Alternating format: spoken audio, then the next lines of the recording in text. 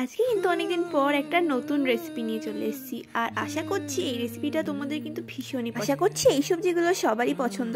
আর এটা দিয়ে আজকে বানিয়ে ফেলেছি চিকেন স্যালাড, ভীষণই হেলদি আর ভীষণ রকম টেস্টি। তো কে কে নিয়েছি দেখে নাও। ব্রোকলি আছে, পেঁয়াজ কলি আছে, বাঁধাকপি, মাশরুম, পেঁয়াজ, ধনেপাতা, এছাড়াও অনেক কিছুই ছিল। তো দেখতে থাকো পুরো ভিডিওটা। তো চলো রান্না শুরু করা যাক। তো প্রথমে কড়াইতে একটু তেল দিয়ে আমি চিকেনটা রান্না করে নেবো। দেখো চিকেনের পিসটা আমি কিরকম রেখেছি, এইভাবেই স্যালাডটা দিলে বেশি ভালো লাগে।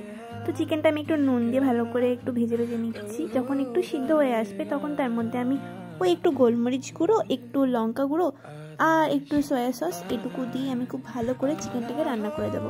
আর কিছু দিইনি। ও হ্যাঁ, এর মধ্যে একটু রসুনও দিয়ে দিয়েছিলাম।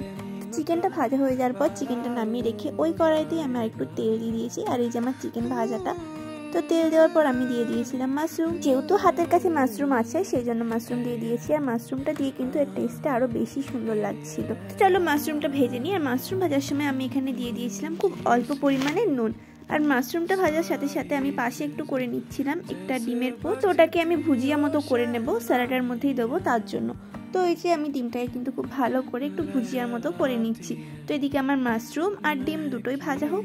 তো চলো ডিমটাকে আমি ছোট্ট ছোট্ট করে কুচু কুচু করে নিই। তো এরপর ডিমটা ভাজা হয়ে গেলে ডিমটা কিন্তু আমি তুলে নিয়েছি। তো ওর মধ্যে মাশরুমটা ছিল, তার মধ্যে আমি দিয়ে দিচ্ছি ব্রোকলিটা দেওয়ার পর একটু নাড়াচাড়া করে তার মধ্যে যা যা সবজি আমার ছিল সে কটা আমি পরপর এখানে দিয়ে দেবো। তো দেখতে থাকো কি কি সবজি আমি এখানে দিচ্ছি। তোমরা এর থেকে বেশি আরও কিছু দিতে পারো।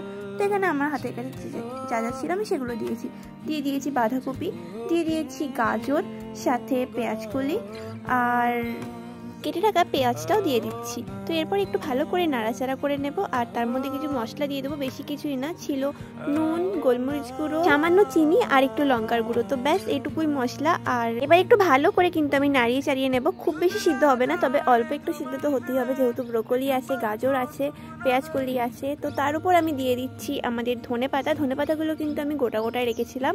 আর উপর থেকে দিয়ে দিচ্ছি অল্প করে টক দই। তো ব্যাস এভাবেই আমি খানিকক্ষণ ঢাকা দিয়ে রেখে দেবো। আর হ্যাঁ, আমরা যে ডিমটা ভেজে রেখেছিলাম সেটাও দিয়ে দিচ্ছি। একটু ভালো করে মিক্স করে আমি ঢাকা দিয়ে রেখে দেবো ওই 5 থেকে 7 মিনিটের জন্য। আর ঢাকনা খুলে নিলেই আমাদের আজকের স্যালাড রেডি।